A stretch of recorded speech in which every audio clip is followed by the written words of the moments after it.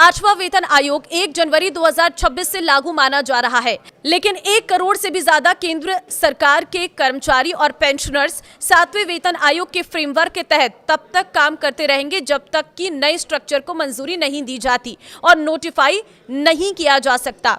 ऐसे में सैलरी में बढ़ोतरी, पेंशन रिवीजन, अलाउंस और फिटमेंट फैक्टर को लेकर लोगों की उम्मीद बढ़ती जा रही है। लेकिन इस बीच एक बहुत बड़ी सूचना इस सिलसिले में सामने आई है, उसी पर चर्चा करेंगे। नमस्कार, मैं हूं आपके साथ ममता तिवारी। आप देख रहे हैं न्यूज़ 18 का डिजिटल प्लेटफॉर्म। केंद्र सरकार ने राज्यसभा में एक लिखित जवाब के जरिए 8वें केंद्रीय वेतन आयोग सीपीसी की स्थिति, उसके दायरे और समय सीमा के बारे में अहम जानकारी दी है। इस अपडेट से लाखों केंद्रीय सरकारी कर्मचारियों और पेंशनर्स को बड़ी राहत मिली है, जो अपनी सैलरी, भत्ते और पेंशन में बढ़ोतरी का बेसब्री से इंतजार कर रहे हैं।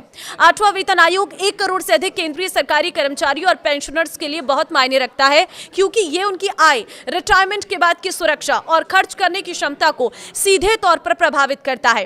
कई सांसदों की ओर से पूछे गए एक सवाल के जवाब में वित्त मंत्रालय के राज्य मंत्री पंकज चौधरी ने 8वें वेतन आयोग के कामकाज में अब तक हुई प्रगति के बारे में बताया। उन्होंने संसद को सूचित किया है कि सरकार ने 8वें केंद्रीय वेतन आयोग के गठन के लिए 3 नवंबर 2025 को एक संकल्प अधिसूचित किया गया है। इस आयोग का काम है कि गठन के 18 महीने के भीतर केंद्रीय सरकारी कर्मचारियों के वेतन, भत्ते, पेंशन आदि से जुड़े विभिन्न मुद्दों पर अपनी सिफारिशें देना होगा। मंत्री के जवाब में यह भी बताया गया है कि वेतन आयोग किन किन मुख्य क्षेत्रों की समीक्षा कर रहा है। इसमें वेतन ढांचे, पे स्केल्स, भत्तों, अलाउंसेस और पेंशन व्यवस्था में प्रस्तावित बदलाव शामिल है। सांसदों ने यह भी पूछा कि वेतन आयोग अपनी रिपोर्ट कब तक जमा करेगा और सरकार उसकी सिफारिशों को लागू करने के लिए क्या योजना बना रही है।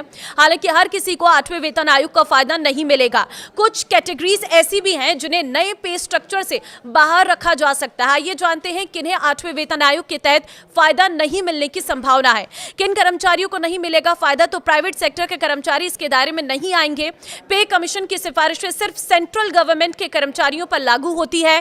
कॉन्ट्रैक्ट पर काम करने वाले और टेम्पररी कर्मचारी जो सेंट्रल सिविल सर्विसेज नियमों के तहत नहीं आते हैं, उन्हें सीधे इसका फायदा मिलने की संभावना नहीं है। राज्य सरकार के कर्मचारियों को 8वें वेतन आयोग का फायदा नहीं मिलेगा। उन्हें फायदा तभी मिलेगा जब उनकी राज्य सरकारें 8वें कमीशन की सिफारिशों को अपनाने का फैसला करेंगी।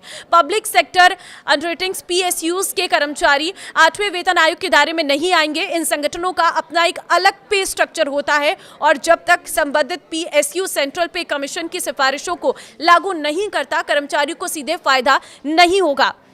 ऑटोनॉमस बॉडीज के कर्मचारियों को फायदा तभी मिलेगा जब वे सेंट्रल गवर्नमेंट के पे नियमों का पालन करेंगे।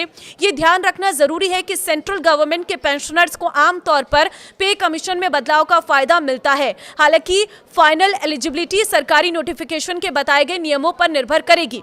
तो क्या 31 दिसंबर 2026 तक रिटायर होने वालों को 8वें वेतन आयोग के अनुसार संशोधित पेंशन मिलेगी? अगर आपका सवाल ये है तो इसके जवाब में मंत्री ने कहा है कि पेंशन का संशोधन पूरी तरह से कानूनी नियमों के अनुसार किया जाता है।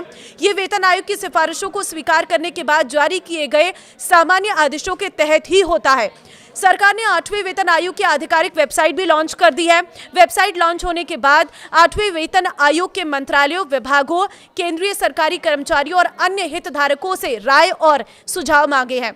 8वें वेतन आयोग ने बताया है कि प्रश्नावली के जवाब जमा करने की आखिरी तारीख सोमवार 16 मार्च 2026 है। फिलहाल केंद्र सरकार ने 8वें वेतन आयोग के गठन को लेकर कोई नोटिफिकेशन नहीं जारी किया है। फिलहाल जो भी चर्चाएं हैं वो एक्सपर्ट के अनुमान और सोर्स पर बेस्ड हैं। सरकार ने साफ कहा है कि फिलहाल 7वें वेतन आयोग के नियमानुसार भत्ते और वेतन दिए जा रहे हैं। अब आप क्या कहेंगे इस पर मुझे कमेंट में अपनी राय जरूर दें। नमस्कार।